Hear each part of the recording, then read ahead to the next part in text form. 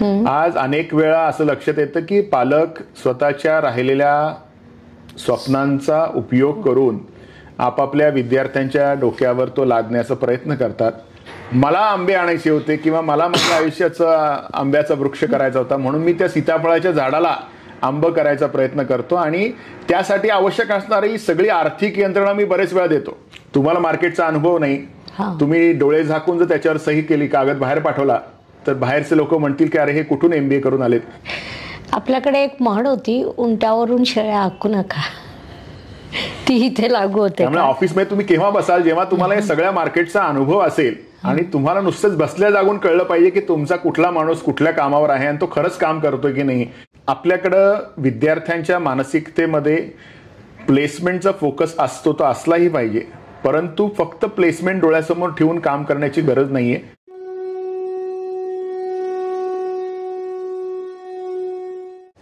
नमस्कार.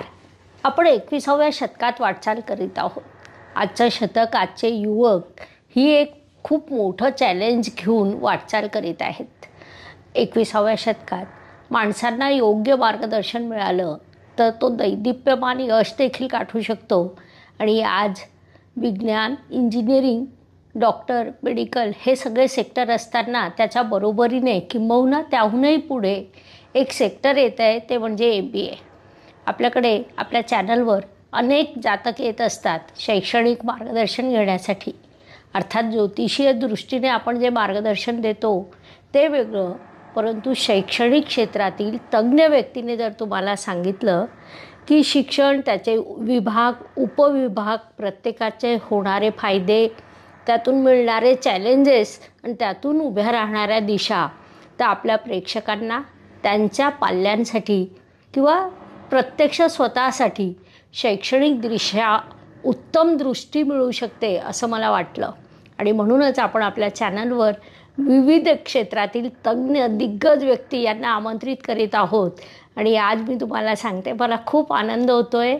या शैक्षणिक क्षेत्रातील अत्यंत दिग्गज मानल्या जाणारे सावित्रीबाई फुले युनिव्हर्सिटीचे प्रो चान्सलर आदरणीय डॉक्टर परागजी काळकर या ठिकाणी आपल्याकडे उपस्थित आहेत.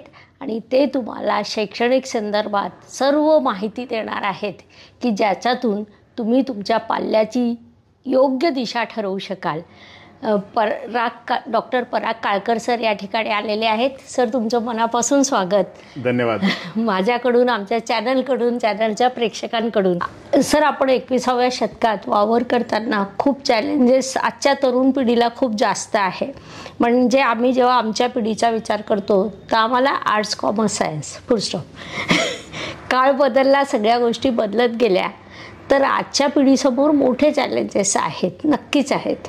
आपण MBA या सेक्टरमध्ये सर्वात जास्त कार्य करता, तर MBA हे किती उपयुक्त आहे त्या संदर्भात काय बोलता येईल?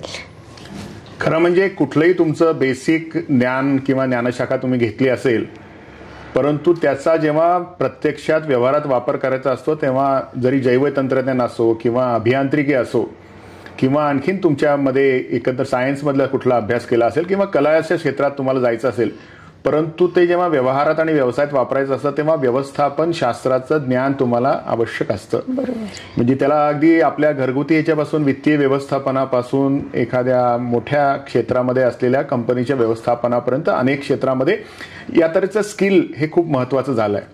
आणि व्यवस्थापनाचा अभ्यासक्रम ग्रॅज्युएशन असो किंवा पोस्ट ग्रॅज्युएशन असो, दोन्ही मुलांना खूप उपयोगी का होतात की त्यांनी प्राप्त केलेलं ज्ञान जेव्हा प्रत्यक्षात आणायचं असतं तेव्हा ते अंमलबजावणी करणाऱ्या व्यक्ती या कशा करतात आणि त्याच्याकडनं कसं काम करून घ्यायचं हे एक स्किल आहे. आणि ते स्किल शिकणं खूप महत्त्वाचं आहे. खूपच छान. सर, आता तुम्ही मॅनेजमेंटवर आम्हाला मार्गदर्शन करीत आहात, पण तत्पूर्वी डॉक्टर पराग काळकर हे डॉक्टर पराग काळकर कसे घडले, म्हणजे तुमच्या बालपण, शिक्षण याबद्दल थोडं सांगता येईल?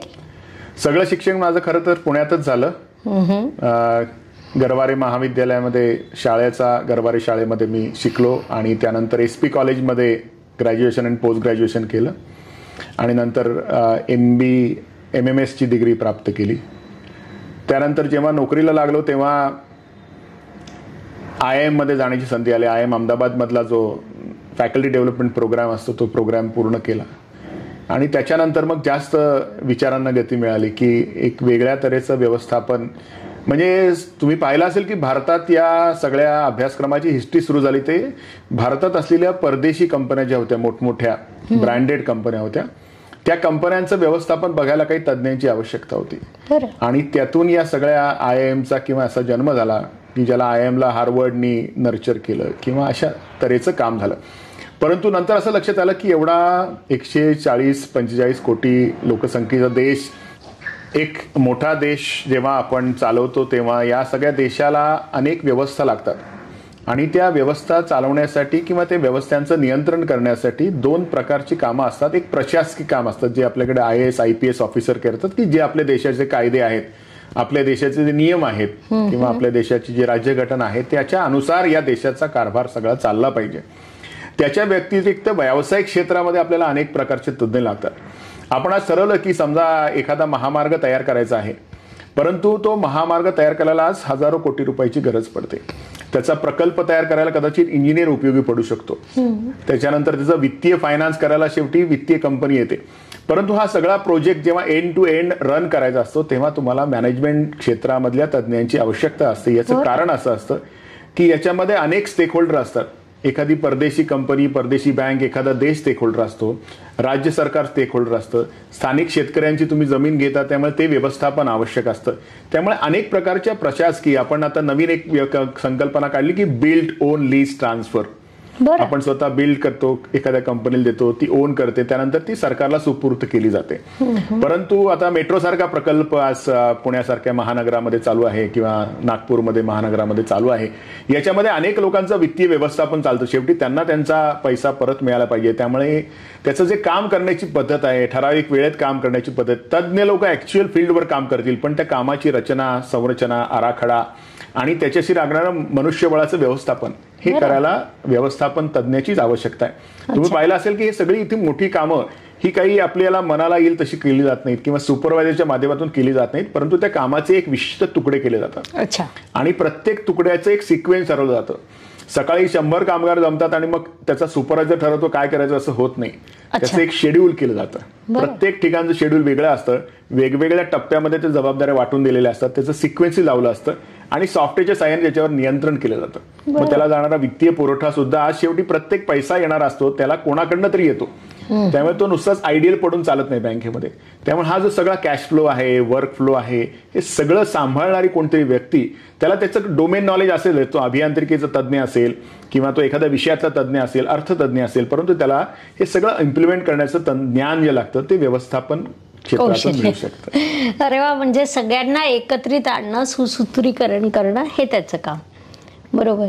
मॅनेजमेंट सेक्टरबद्दल आता लोकांच्या मनात असा समज असतो, समज किंवा गैरसमज मला माहिती नाही, की मॅनेजमेंट म्हणजे व्हाईट कॉलर जॉब आणि हाय सॅलरी. त्याबद्दल काय सांगाल? खरं तर या चुकीच्या संकल्पना जाहिरातींच्या माध्यमातून आपल्या मनामध्ये आलेल्या आहेत. कारण व्यवस्थापन क्षेत्रामध्ये मॅनेजर अशी इमेज जी क्रिएट केली ते टाय लावलेले व्यक्ती आहे, त्याच्यामध्ये सूट बूट घातलेली आहे आणि ज्यांनी वातानुकूलित ऑफिसमध्ये बसल्यानंतर ज्यांनी बेल वाजवल्यावर कोणीतरी पाणी विचारायला येतं, कॉफी विचारायला येतं, बरोबर, आणि चांगली पॉश गाडी असते, शोफर ड्रिव्हन, असे तऱ्हेच्या संकल्पना. शेवटी कसं असतं, सिनेमामधून जे दाखवलं जातं ते आपल्याला आपल्या प्रत्यक्ष जीवनात वाटतं. मॅनेजमेंटचे वेगवेगळे स्तर आहेत. कारण काय होतं की जेव्हा नवीन व्यवस्थापक जेव्हा तयार होतो तेव्हा त्याला लगेच उच्च दर्जाची मॅनेजरची श्रेणी मिळत नाही. तो फील्डवर जायला लागतं, त्याला फील्डवर जाऊन मॅनेजमेंट समजून घ्यायला लागतं. समजा एखादा म्हणजे सेल्स मॅनेजर झाला तर तो ऑफिसमध्ये बसून काम करणं अपेक्षित नाहीये, त्यांनी फील्डवर जाणं अपेक्षित आहे. मार्केट कसं ऑपरेट होतं हे त्याला कळलं नाही तर त्याच्या ज्ञानाचा उपयोग त्याला होणारच नाही. तर जर ऑफिसमध्ये बसून राहिला आणि जर त्याच्या खालच्या हाताखाली काम करणारे जे सुपरवायझर आहेत किंवा फील्डवर जाणारे जे सेल्सचे लोक आहेत त्यांनी त्याला अहवाल आणून दिला तर त्याला कळणारच नाही हा अहवाल बरोबर आहे का नाही. समजा मी लक्षात घेते की दिल्ली ते नोएडा या क्षेत्रामध्ये आपल्याला हायवेला एक सेल्सची टीम पाठवायची आणि नवीन मार्केट डेव्हलप करायचे. त्या टीमने तुम्हाला छान 2 पानी अहवाल दिला, पण तुम्ही कधी त्या मार्केटमध्ये गेला नसला तर त्या टीमने सांगितलं आम्ही आज 5 क्लायंटला भेटलो, काहींनी लागेल 10 क्लायंटला भेटलो, तर त्या क्षेत्रामध्ये एवढ्या क्लायंटला भेटणं आणि त्यांचे संवाद साधणं शक्य आहे का हे प्रॅक्टिकली तुम्हाला माहित नाही जोपर्यंत तुम्ही फील्डमध्ये जाणार नाही. त्यामुळे जोपर्यंत तुम्हाला फील्डमधला अनुभव येणार नाही तोपर्यंत तुमच्याकडे येणारी जी आकडेवारी आहे ती आकडेवारी सत्य आहे हे तुम्हाला तपासता येणार नाही. आज समजा एखादा विद्यार्थी मॅनेजमेंट सारख्या एखाद्या चांगल्या संस्थेतून पास झाला आणि त्याला MBAची डिग्री मिळाली आणि ती डिग्री मिळाल्यानंतर तो एखाद्या कंपनीमध्ये रुजू झाला आणि त्या कंपनीला एखादं प्रॉडक्ट लॉन्च करायचं आहे आणि त्या प्रॉडक्टसाठी त्यांच्या हातालच्या जे लोक आहेत त्यांनी सांगितलं की सर 5 लाख रुपयाचं याचं बजेट आहे. त्यांनी काहीतरी कागद तुम्हाला तयार करून दिला आणि त्याला तुमची मंजुरी मागितली. तुम्ही काय करणार? तुम्हाला मार्केटचा अनुभव नाही. तुम्ही डोळे झाकून जर त्याच्यावर सही केली, कागद बाहेर पाठवला, तर बाहेरचे लोक म्हणतील की अरे हे कुठून MBA करून आलेत, यांना तर काहीच कळत नाही. तुम्ही जर कागद नुसता ड्रॉवरमध्ये ठेवला तर त्याच्यावर ऍक्शनच होणार नाही. मग लोक म्हणतील अरे काही यांना कळत नाही, बहुतेक हे असेच MBA पास झालेले असावे. तुम्ही कोणाला तरी बोलवलं आणि विचारलं की हे मला समजावून सांग, तर तो व्यक्ती बाहेर जाऊन सांगेल की अरे हे MBA होऊन आलेत, माझ्यापेक्षा चांगले शिकलेले आहेत, परंतु यांना सगळं मलाच समजून सांगायला लागतं. त्यामुळे तुमच्या घेतलेल्या प्रत्येक ऍक्शनला बाहेरच्या तुमच्या जे फॉलोअर्स आहेत, तुमच्या हाताखाली काम करणारे लोक आहेत, तुमचे सुपरवायझर्स आहेत, यांची निश्चितपणे प्रतिक्रिया येत असते. त्यामुळे वेळेवर काम करणं आणि अचूक काम करणं, त्या कागदामधला कुठला शब्द, कुठलं वाक्य, कुठला आकडा आपल्या कामाचा आहे आणि त्याच्यावर कशी ऍक्शन झाली पाहिजे, हे गणित पुस्तकात कळत नाही. हे गणित व्यवहारात तुम्ही जेव्हा जाता तेव्हा कळतं. एखाद्या मार्केटमध्ये एखादी गोष्ट कशी चालते, कशा तऱ्हेने लोकांशी बोलायला पाहिजे, मार्केट फोर्सेस काय आहेत, आत्ता मार्केट कशा तऱ्हेने चाललेलं आहे, सेल्स कसा होऊ शकतो, तुमची लोक खरंच मार्केटमध्ये जातात का नुसतंच अहवाल सादर करतात, हे जर तुम्हाला कळलं नाही तर सगळ्यात पहिले तुमच्या नोकरीला धोका असू शकतो. बरोबर. आपल्याकडे एक म्हण होती, उंटावरून शेळ्या हाकू नका, ती इथे लागू होते. त्यामुळे ऑफिसमध्ये तुम्ही केव्हा बसाल, जेव्हा तुम्हाला या सगळ्या मार्केटचा अनुभव असेल आणि तुम्हाला नुसतंच बसल्या जागून कळलं पाहिजे की तुमचा कुठला माणूस कुठल्या कामावर आहे आणि तो खरंच काम करतोय की नाही. या तऱ्हेचं मोटिवेशन क्रिएट तुम्ही जर करू शकलात आणि ते तुम्हाला 1-2 दिवसात होत नाही, त्याला एक 5-10 वर्षाचा अनुभव आणि त्यातून येणारी अनुभूती जेव्हा तुम्हाला व्यवहारात कळेल, तेव्हा तुम्हाला प्रत्येक फिगर मधलं कळेल की ही फिगर बरोबर आहे का चूक आहे. ही जे अंतर्ज्ञान तुमचं जे विकसित होतं ते जोपर्यंत तुम्ही प्रत्यक्ष फील्डवर जाऊन या सगळ्या गोष्टी बघत नाही आणि अनुभवत नाही, तोपर्यंत ते निश्चितपणे येणार नाही. कठीण आहे, खूप कठीण आहे. एवढं सोपं नाही जे आपण ऐकत आलो. सर, या सगळ्या वाटचालीत MBAचा आदर्श विद्यार्थी कसा असावा? खरं तर आपल्याकडं विद्यार्थ्यांच्या मानसिकतेमध्ये प्लेसमेंटचा फोकस असतो, तो असलाही पाहिजे, परंतु फक्त प्लेसमेंट डोळ्यासमोर ठेवून काम करण्याची गरज नाहीये. विद्यार्थ्यांना बरेच वेळा असं वाटतं की ऍडमिशन घेण्याच्या वेळी जे क्षेत्र बूममध्ये आहे किंवा ज्या क्षेत्रामध्ये चांगल्या नोकऱ्या आहेत त्या क्षेत्राच्याकडे मी घ्यायला पाहिजे खरं म्हणजे. आणि मग त्यांच्या लक्षात येतं की जोपर्यंत त्यांची 2 वर्षाची शिक्षण पूर्ण होऊन पदवी हातात मिळते तोपर्यंत ते क्षेत्र बदललेलं असतं, ते प्राधान्य बदललेलं असतं आणि मग त्या क्षेत्रामध्ये येत नाही. खरं तर माझ्या दृष्टिकोनातनं मॅनेजरची संकल्पना, तुम्ही काय मेजर घेता, तुम्ही काय मायनर घेता किंवा तुम्ही कुठल्या एखाद्या विषयामध्ये प्रावीण्य मिळवता, यापेक्षा तुम्ही औद्योगिक व्यवस्थेला किंवा व्यावसायिक व्यवस्थेला तुम्ही काय देऊ शकता याच्यामध्ये दडलेलं आहे खरं म्हणजे सोप्या शब्दात सांगायचं झालं तर मी म्हणतो की सगळे जे विषय आहेत, जॅक ऑफ ऑल आर्ट्स विद्यार्थ्यांनी असलं पाहिजे आणि मास्टर इन वन असलं पाहिजे. त्याला ज्या क्षेत्रामध्ये तज्ज्ञ व्हायचंय त्या क्षेत्राव्यतिरिक्त सुद्धा मॅनेजमेंटच्या अनेक विषयांची माहिती त्याच्याकडे असली पाहिजे. सोपं साधारण उदाहरण आहे की मी समजा एखाद्या मोठ्या कंपनीमध्ये निगोसिएशनसाठी गेलो आणि ते निगोसिएशन करताना माझ्याबरोबर किती जण येणार आहेत, तर एखादा माणूस येऊ शकतो, परंतु त्या विषयातलं तांत्रिक ज्ञान, negotiation skill, calculation, cost benefit analysis, या सगळ्या गोष्टी मलाच समजावून सांगायची गरज आहे. मी असं म्हणू शकत नाही की मी फक्त मार्केटिंगचा माणूस आहे त्यामुळे वित्तीय व्यवस्थापन मला माहीत नाही किंवा तांत्रिक गोष्ट त्याच्यातली मला माहीत नाही. त्या क्लायंटला मला चतुरस्त्रपणे सगळं समजून सांगायला लागतं. साधं उदाहरण देतो. समजा आपण थर्मॅक्स सारख्या कंपनीचा बॉयलर आहे आणि तो विकायला आपण साखर कारखान्यांच्या संचालकांकडे गेलो. ते साधारण ग्रामीण भागामध्ये असतात आणि त्यांना जाऊन आपण फाडफाड इंग्लिशमध्ये बोलण्यापेक्षा त्यांना तांत्रिक बाजू समजावून सांगणे आणि त्यांच्याशी त्यांच्या विचारांची जुळतं घेऊन मग निगोशिएशन करणे हे आवश्यक आहे. तुम्ही म्हणू शकत नाही त्यांनी एखादा विषय प्रश्न विचारला की मी माझ्या बॉसला विचारतो आणि तुम्हाला परत सांगतो. तर तुम्हाला ती सगळी व्यवस्था, तुम्हाला तांत्रिक सगळी माहिती, त्या बॉयलरमध्ये तुम्हाला किती मार्जिन आहे, तुम्हाला त्यात काय देता येतं त्यांना जास्त, हे कन्व्हिन्स करण्याची कला पाहिजे. हे लोक काय तुम्ही सांगितलं म्हणून ऐकलं किंवा तुम्ही मॅनेजर आहात म्हणून तुम्हाला फॉलो केलं असं होणार नाही. त्याच्यामध्ये जी निगोशिएशन करण्याची कला आहे त्याच्यामध्ये तुम्हाला त्यातले सगळे अँगल्स माहीत पाहिजे. वित्तीय अँगल माहीत पाहिजे, तांत्रिक अँगल माहीत पाहिजे, तुम्हाला त्याच्यानंतर पोस्ट सर्व्हिस तुम्ही जे देणार आहात त्याच्यामध्ये तुम्ही काय कमी जास्त करू शकता हे माहिती पाहिजे. म्हणजे काही कोटी रुपयांची वस्तू किंवा एखादी सिस्टीम तुम्ही एका ग्राहकाला जेव्हा देता तेव्हा त्याचं समाधान झालं पाहिजे आणि तुमच्या कंपनीचा फायदाही झाला पाहिजे. हे जे करू शकतो ते स्किल तुम्हाला डेव्हलप करणं आवश्यक आहे. खूप छान सर. हे युवा पिढीपर्यंत ठीक आहे की त्यांना हे माहिती आहे, पण आजचं जे आर्टिफिशियल इंटेलिजन्सचा काळ किंवा डिजिटल ज्या डेव्हलपमेंट होत आहे या सर्व वाटचालीत पालकांनी स्वतःला कसं सेट करावं, कारण त्यांच्यासाठी हे सगळं खरं तर त्या मुलाला जे मूलभूत ज्ञान संपादन करणं आवश्यक आहे पदवी स्तरापर्यंत त्याला त्याच्या आवडीपणे घेऊन घ्यायला पाहिजे. आज अनेक वेळा असं लक्षात येतं की पालक स्वतःच्या राहिलेल्या स्वप्नांचा उपयोग करून आपापल्या विद्यार्थ्यांच्या डोक्यावर तो लादण्याचा प्रयत्न करतात आणि एखाद्या व्यक्तीचं एखादा पिंड नसेल आपण म्हणू शकतो किंवा एखादी आवड नसेल तर त्याचं शिक्षण कदाचित होईल पूर्ण, परंतु त्यातनं त्याला आनंद मिळणार नाही. बरं. म्हणजे नेहमी मला एक उदाहरण द्यायचं आवडतं की प्रत्येक विद्यार्थी किंवा प्रत्येक व्यक्ती एक बीज घेऊन जन्माला आलेला आहे.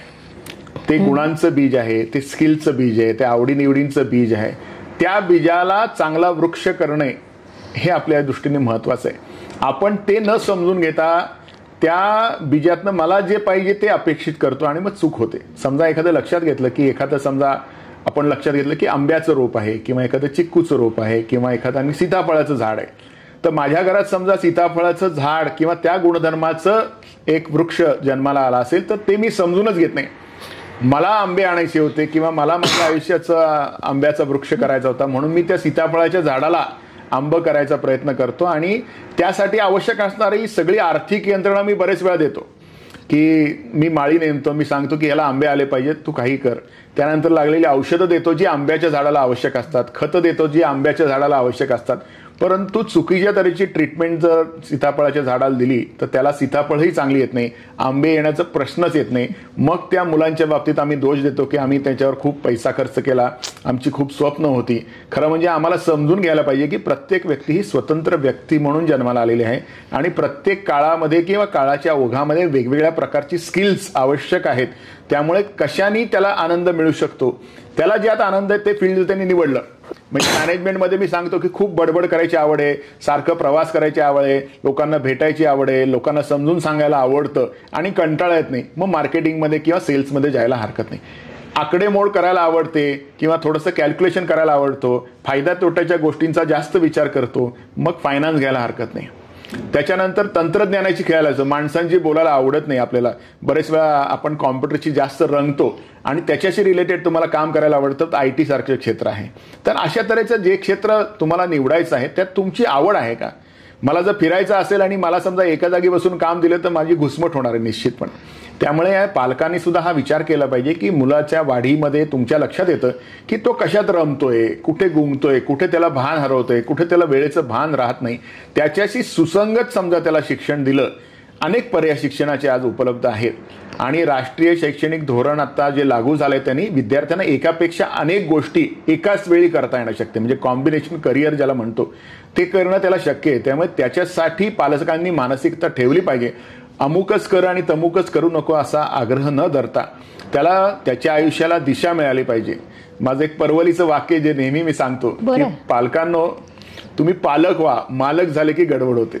आपण ओनरशिप घेऊ नये, जरी तो मुलगा तुमच्या घरी जन्माला आला असला तरीही त्याचं पालक व्हायला पाहिजे. त्याचं नर्चरिंग आपण पालक म्हणून केलं पाहिजे. मालक म्हणून आपण त्याच्याकडे बघायला लागलो आणि आपल्याला अपेक्षित तेवढ्याच गोष्टी त्यांनी कराव्या असं बघायला लागलो तर कदाचित त्याच्या करिअरला अडचण निर्माण होऊ शकते. खूपच छान सर, तुम्ही जी माहिती दिली ती पालकांना विद्यार्थ्यांना उपयुक्त आहे आणि आम्ही सुद्धा पालकांना हेच सांगत असतो की मुलांना त्यांच्या आवडीचं करिअर निवडू द्या. कारण तसं जर झालं नसतं तर गावस्कर घडले नसते, लता मंगेशकर घडल्या नसत्या. प्रत्येकाचं एक सेक्टर वेगळं असतं. परंतु आपण आता मॅनेजमेंट विषयावर बोलतोय तर मॅनेजमेंटमध्ये अशा एकूण किती शाखा उपशाखा आहेत. खरं सांगायला गेलं तर बेसिक शाखा साधारण 3 आहेत, मार्केटिंग, HR आणि मॅनेजमेंट. त्याच्यामध्ये IT आज आलाय, त्याच्यानंतर सस्टेनेबल डेव्हलपमेंट आलंय, फिनटेक आलाय, असे छोट्या छोट्या शाखा आल्यात. पण मूळ HR, मार्केटिंग आणि फायनान्स हा या मूळ शाखा आहेत. अनेक प्रकारच्या विशेष प्रकारच्या शाखा आज निर्माण झाल्यात कारण विशेष प्रकारचे जॉब्स अवेलेबल आहेत. पण लॉंग टर्मच्या दृष्टीने आपण 3च शाखा म्हणू शकतो त्याच्यामध्ये. अच्छा, मध्ये एक जाहिरात पाहिली होती 10 दिवसात MBA आणि ते आश्चर्यही वाटलं होतं. पण मग MBAची व्याप्ती प्रचंड मोठी आहे, त्याबद्दल काय सांगाल? खरं तर एक ती प्रक्रिया आहे, व्यवस्थापक घडण्याची प्रक्रिया आहे आणि त्या प्रक्रियेला कालावधी द्यायला लागतो. आपल्याकडे जे नियम आहेत त्याच्याप्रमाणे साधारण 2 वर्षाचा कालावधी हा मॅनेजमेंट अभ्यासक्रम पोस्ट ग्रॅज्युएट लेवलला पूर्ण करण्यासाठी आपण दिलेला आहे. आणि राष्ट्रीय शैक्षणिक धोरणामध्ये समजा तुम्ही इंटिग्रेटेड प्रोग्राम घेतला तर तो 3+2 किंवा 4+1 म्हणजे 5 वर्षामध्ये ग्रॅज्युएशन आणि पोस्ट ग्रॅज्युएशन एकत्रितपणे तुमचं पूर्ण होऊ शकतं. बरोबर. अनेक वेळा आपण असंही ऐकतो किंवा विद्यार्थी असं सांगतात की आम्ही एका विशिष्ट इन्स्टिट्यूटमध्ये शिकलो तरच आमच्या डिग्रीला महत्त्व राहील, तरच आम्हाला कॅम्पस इंटरव्ह्यू मिळू शकतं. याबद्दल तुमचं मत काय? माझं असं अजिबात म्हणणं नाही. बरं. कारण काय असतं, हिरा कुठल्या खाणीतनं काढला हे आपल्याला कधीच कळत नाही. शेवटी हिरा हिराच असतो. ग्रेट. सोनं कुठल्या खाणीतनं काढलं आपल्याला माहिती नसतं. ते जगातल्या कुठल्याही खाणीतनं काढलं तरी सोनं सोनंच असतं. बरोबर. त्यामुळे उपयोग काय होतो विद्यार्थ्याला, तर पहिल्या वेळी प्लेसमेंट मिळण्यासाठी किंवा एखादर कंपन्यांना किंवा औद्योगिक आस्थापनांना माहिती असतं की यांची शिक्षणाची प्रक्रिया चांगली आहे. अच्छा. त्यांच्यामध्ये इव्हॅल्युएशन चांगल्या तऱ्हेने होतं किंवा या मुलांना शिकवण्यामध्ये जास्त मेहनत घेतली जाते असं ज्या संस्थांविषयी त्यांना माहिती आहे, उदाहरणार्थ IIM सारख्या संस्था आहेत, त्यामुळे त्यांच्या अपेक्षा चांगल्या असतात की इथं आलेला माणूस हा खूप सिरियस आहे, म्हणजे त्यांनी सिरियसली आपलं शिक्षणाची प्रक्रिया पूर्ण केलेली आहे आणि त्याच्यामुळे त्यांच्याकडं. पण हे सगळं फर्स्ट एंट्री. मी जरी कितीही चांगल्या जगातल्या संस्थेतून व्यवस्थापनाचा अभ्यासक्रम पूर्ण केला असला तरी सगळ्यात महत्वाचंच की माझ्या पदवीवर कंपनीला बिझनेस मिळणार नाही, माझा मार्केट शेअर कंपनीवर चालणार नाहीये, माझ्या डिग्रीवर चालणार नाही, तर माझ्या कामावर चालणार आहे.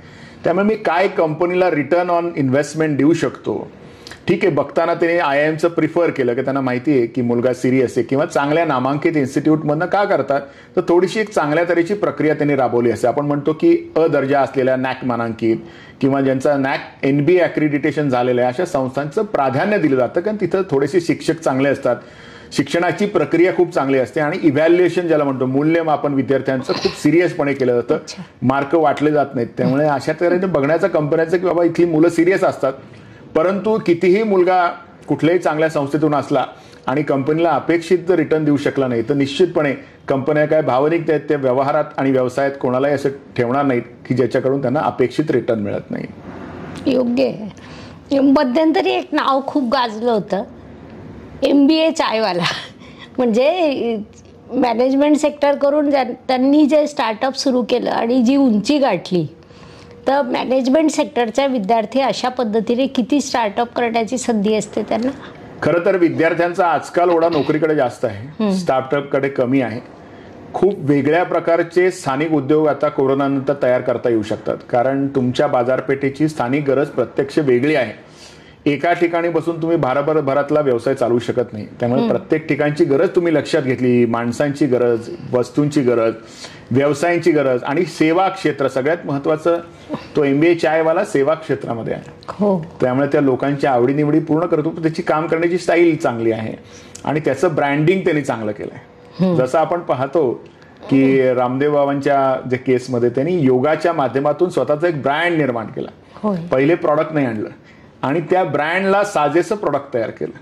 त्यामुळे पहिले ते स्वतः ब्रँड झाले. त्यामुळे अशा काही व्यक्ती आहेत की स्वतः ब्रँड आहेत, तर त्यांनी लॉन्च केलेल्या प्रॉडक्ट बद्दल त्या ब्रँडचे मूल्य एवढंच लोकांना विश्वास वाटतो. ग्रेट.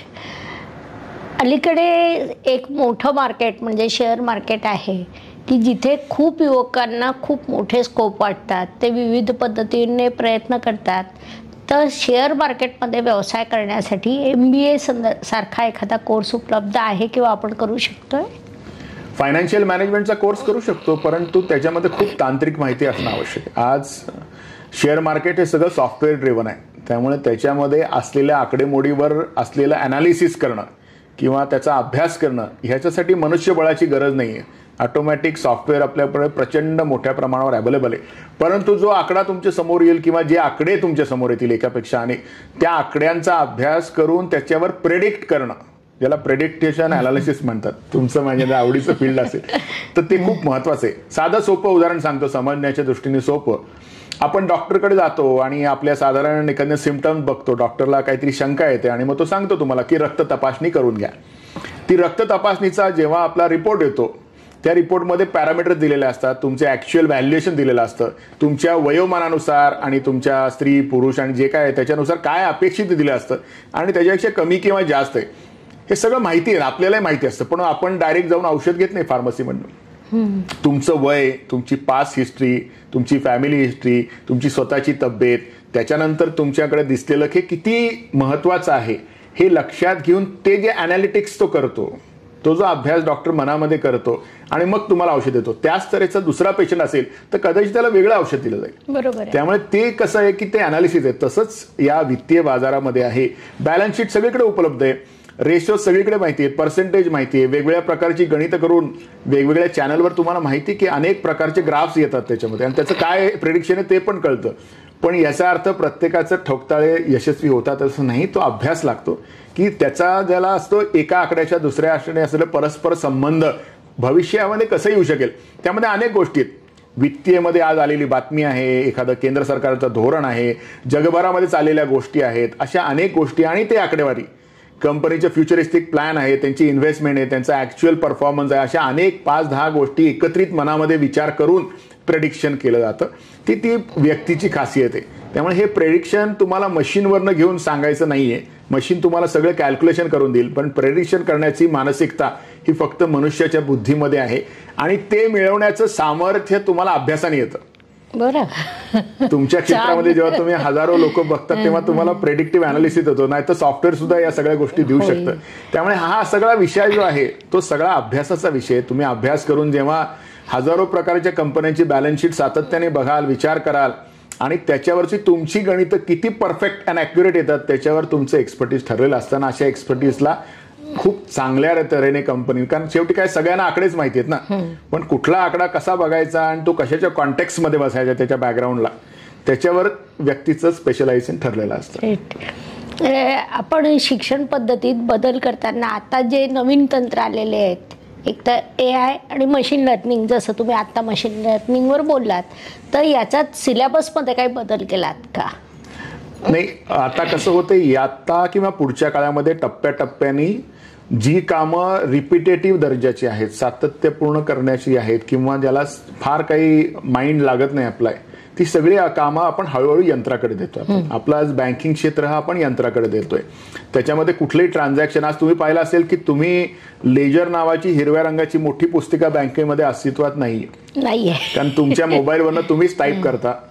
त्याची एंट्री कशी करायची याचं सॉफ्टवेअर ठरवतं आणि ते जास्त ॲक्युरेट आज होत चाललंय. त्यामुळे बँकेत जाऊन मॅन्युअली तुमच्या पासबुकवर एंट्री होत नाही तुमची.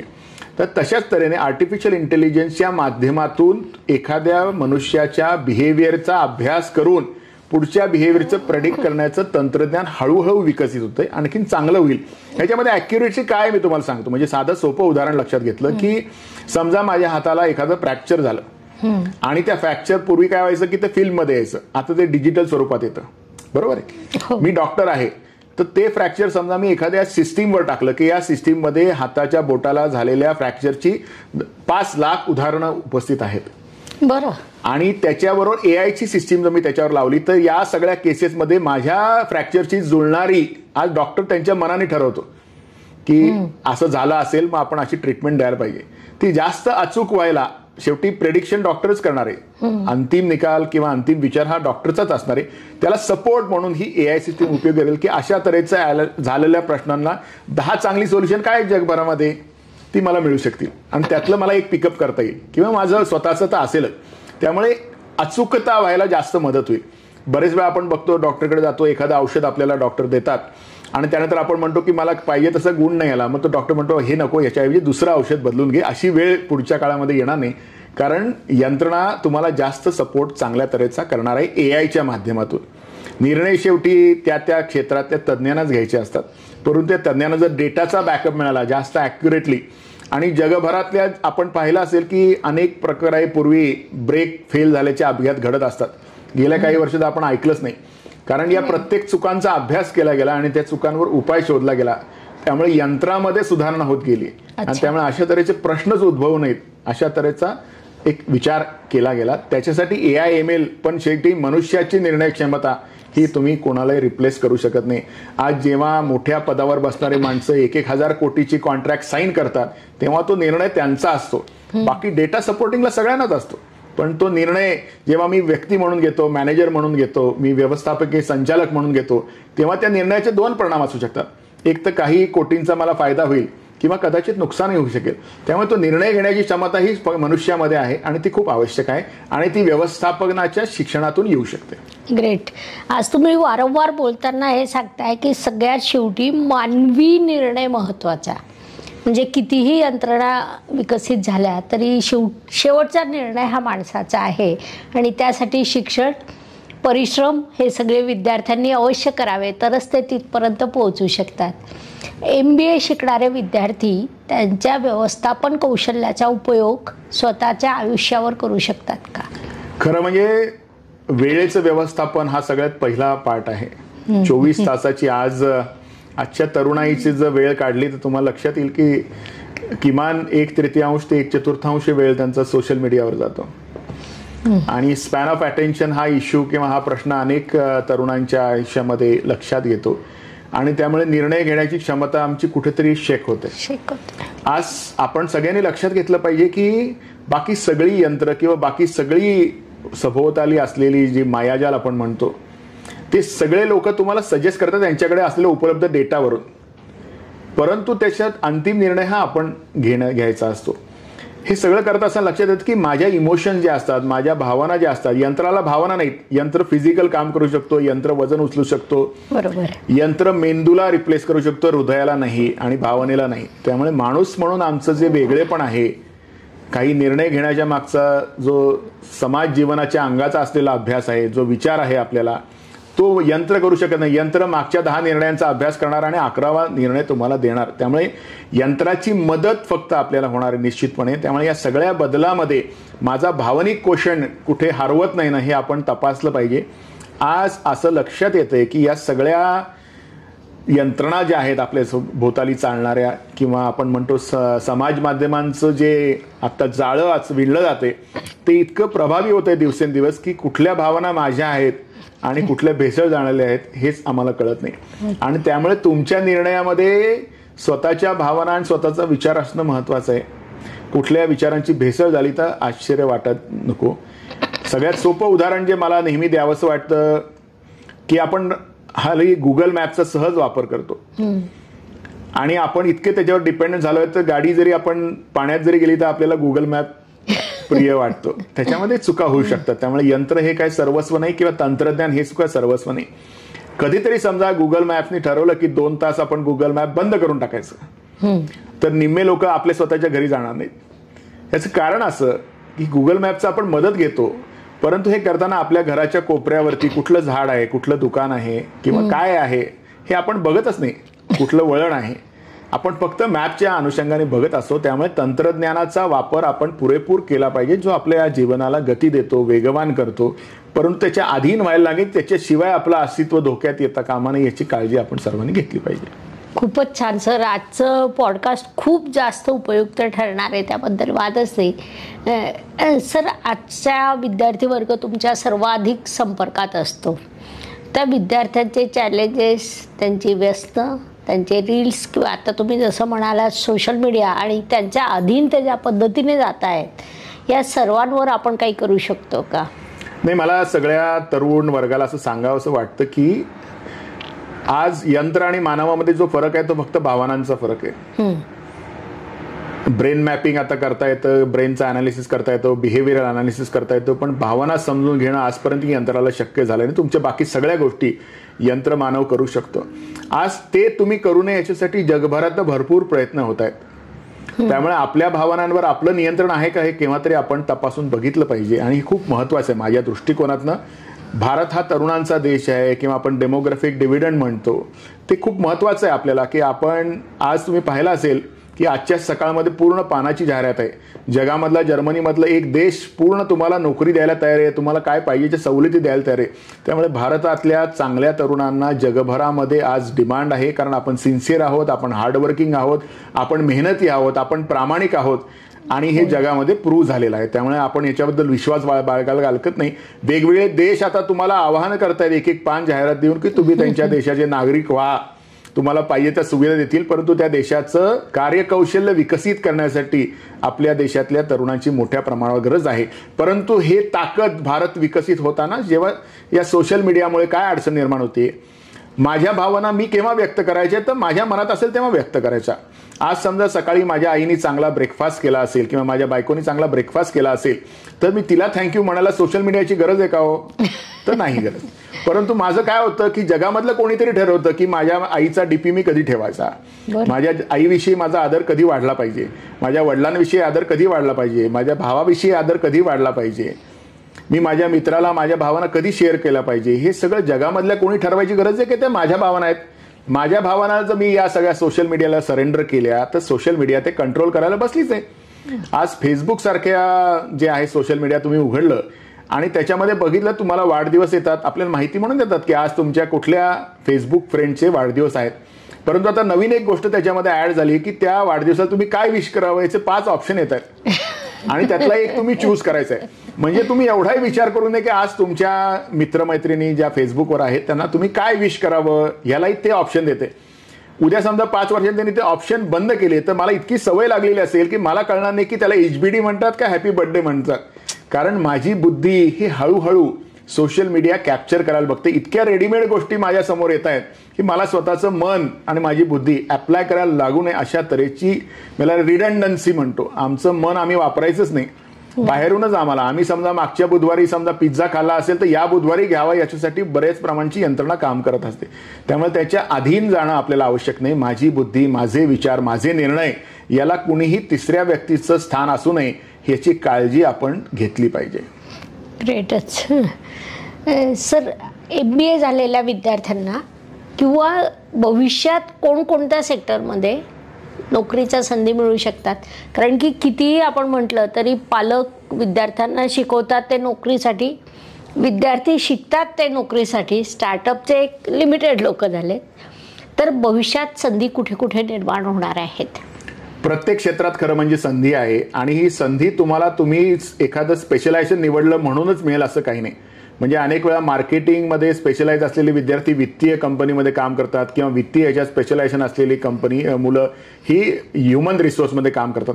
साधा सोपा गोष्ट मी तुम्हाला सांगू इच्छितो याच्यामध्ये की तुम्ही कुठलंही स्पेशलायझेशन घ्या, सगळ्यात महत्त्वाचं तुमचं यश किंवा अपयश कशामध्ये आहे तर तुमच्या सभोवताली असलेल्या मनुष्यबळावर तुम्ही कसं नियंत्रण बनवता किंवा त्यांना सोबत घेऊन तुम्ही कसं काम करू शकता. मी एखाद्या कंपनीमध्ये कामाला जातो, नोकरीला जातो किंवा मला नोकरी मिळते तेव्हा माझ्या सोबताली असलेले लोक मला माहीत नसतात आणि तो माझा निर्णय नसतो ना. माझ्या हाताखाली कोण काम करणार हे मी पहिल्यांदा तर नक्की काही वर्ष ठरवू शकत नाही. माझे बॉस कोण असणार हेही मी ठरवू शकत नाही. माझ्यासारख्या पोझिशनवर काम करणार असतात हेही मी ठरवू शकत नाही. परंतु हे सगळं करताना या मनुष्यबळाला कसं तुमच्या कामासाठी वापरायचं ही कला तुम्हाला कळली पाहिजे. तुम्ही किती गोल्ड मेडल्स असा किंवा आणखी कितीही तुमचं चांगलं करिअर असो, तुम्हाला जर सभोवताली असलेल्या मनुष्याला हँडल करणं जमलं नाही, त्याला सोबत घेऊन काम करणं जमलं नाही, त्याच्या गुणावगुणांचा अभ्यास करून त्याला काय चांगलं आहे तिथे ते काम त्याला जमलं नाही तर माझ्या अंदाजे तुम्ही यशस्वी होणं खूप अवघड आहे. त्यामुळे हे आपण पूर्ण लक्षात घेतलं पाहिजे. तुम्ही घरात असा, स्वतःच्या व्यवसायात असा किंवा स्वतःच्या वैयक्तिक आयुष्यात असा किंवा स्वतःच्या फॅमिली लाईफमध्ये असा, तुम्हाला जर सभोवतालच्या मनुष्यबळाला हँडल करता आलं जमलं नाही तर तुम्ही 100% यशस्वी होणं अवघड आहे. त्यामुळे तुम्हाला ही कला तुम्ही काही क्षेत्र निवडा. आज आपण पाहिलं मार्केटिंगमध्ये कन्झ्युमर बिहेवियरचा अभ्यास केला जातो. शेवटी फायनान्समध्ये आपण म्हणतो की फायनान्शियल बिहेवियरचा अभ्यास केला जातो. आपण IT मध्ये आपण म्हणतो कॉम्प्युटर इंटरफेस कसा असला पाहिजे, आपल्याला ते कसं दिसलं पाहिजे, त्याचा रंग रूप कसा पाहिजे. त्यामुळे हे सगळ्या गोष्टी शेवटी माणसाच्या भावनाशी निगडीत आहेत. त्याचा अभ्यास तुमचा जेवढा चांगला असेल, माझ्या हाताखालची 4 लोक आहेत त्यांना मी कसं ट्रीट करायचं हे मशीन ठरवू शकत नाही, हे माणूसच ठरवू शकतो. कोणाला काम द्यायचं, कोणाला आत्ता द्यायचं नाही, कोणाला कुठल्या प्रकारचं काम द्यायचं, ही कला तुम्हाला जेव्हा जमेल तेव्हा तुम्ही आयुष्यात यशस्वी व्हाल. खूपच छान.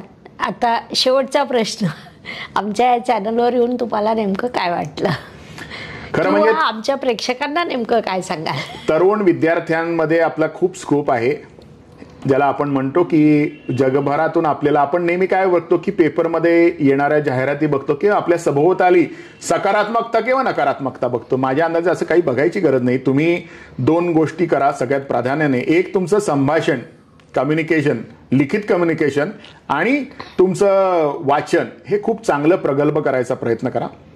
आणि दुसरी गोष्ट, तुम्हाला मॅनेजर म्हणून ज्या पोझिशनला जायचं आहे किंवा ज्या तऱ्हेच्या पोझिशनला तुम्हाला स्वतःला जावंसं वाटतं त्याची स्किल्स आणि आत्ताची तुमची स्किल्स याच्यामध्ये गॅप काय ते तपासून बघा आणि त्याच्या अनुसार तुमच्या क्षमतांचा विकास करा. म्हणजे संभाषण कलेचं विकसित, रिटर्न कम्युनिकेशन, ओरल कम्युनिकेशन आणि क्षमतेचा विकास.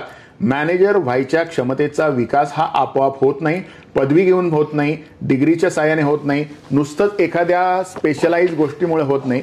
परंतु तुमच्या असं लक्षात आलं पाहिजे की माझ्यामध्ये काय बदल घडवला पाहिजे जेणेकरून मी त्या पोझिशनला पोहोचू शकू, माझ्यामध्ये ती निर्णय क्षमता येऊ शकेल.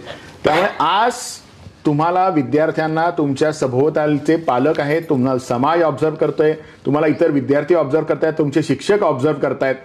तुम्ही असं म्हणू शकणार नाही की जेव्हा मला चांगली नोकरी मिळेल तेव्हा मी प्रामाणिक होईल. मला छोट्या छोट्या कामातून जग बघत असतं. तुम्हाला विद्यार्थ्यांना लक्षात घ्या की तुमच्या घरामध्ये एखादा सण समारंभ किंवा कार्यक्रम घ्यायचा असेल तर तुमचे आई वडील तुमच्याविषयी काय बोलतात हे सगळ्यात महत्वाचं आहे. ते काय म्हणतात, याला किंवा हिला काही सांगू नका नाही तर काम चौपट होऊ शकतं. याला शक्यतो बाजूला ठेवा, कारण ह्याला एखादी गोष्ट 10 वेळा सांगायला लागते तेव्हा त्याच्या किंवा तिच्या ती लक्षात येते. कृपा करून आपण जेव्हा व्यवहारात जाणार आहोत, व्यवस्थापक होणार आहोत, तेव्हा आपल्या लक्षात घेतलं पाहिजे आपली सिन्सिरिटी आणि हार्डवर्क आपली कामातून दिसली पाहिजे. पहिल्यांदा तुम्हाला छोटं काम दिलं जाईल, परंतु ते काम बघितलं जाईल, ते तपासलं जाईल, तुम्ही किती चांगल्या तऱ्हेने करता हे बघितलं जाईल, तरच तुम्हाला मोठं काम मिळेल. ते पण बघितलं जाईल आणि त्याच्यानंतर मोठं काम मिळेल. एकदम कोणीही तुम्हाला मोठी जबाबदारी देणार नाही, मोठं पद देणार नाही, मोठी पोझिशन देणार नाही आणि मोठं पॅकेज सुद्धा देणार नाही. शेवटी त्या जबाबदारीला तुम्ही किती न्याय देताय ही गोष्ट खूप महत्वाची आहे. त्यामुळे तुमच्या पदवीमध्ये किंवा पदव्युत्तर शिक्षणाच्या कालावधीमध्ये तुम्हाला सभोवतालचे सगळं जग बघतंय. त्यामुळे तुमच्या प्रत्येक वागण्या बोलण्यामध्ये कळलं पाहिजे की तुम्ही मॅनेजर होण्याच्या दृष्टिकोनातून वाटचाल करतात. त्यासाठी तुमचे विचार आहेत, तसं तुमचं बोलणं आहे, तसं तुमचं वागणं आहे. ते जर त्याच्याशी विसंगत असेल तर तुम्हाला कोणीही सिरियसली घेणार नाही, जग सुद्धा सिरियसली घेणार नाही.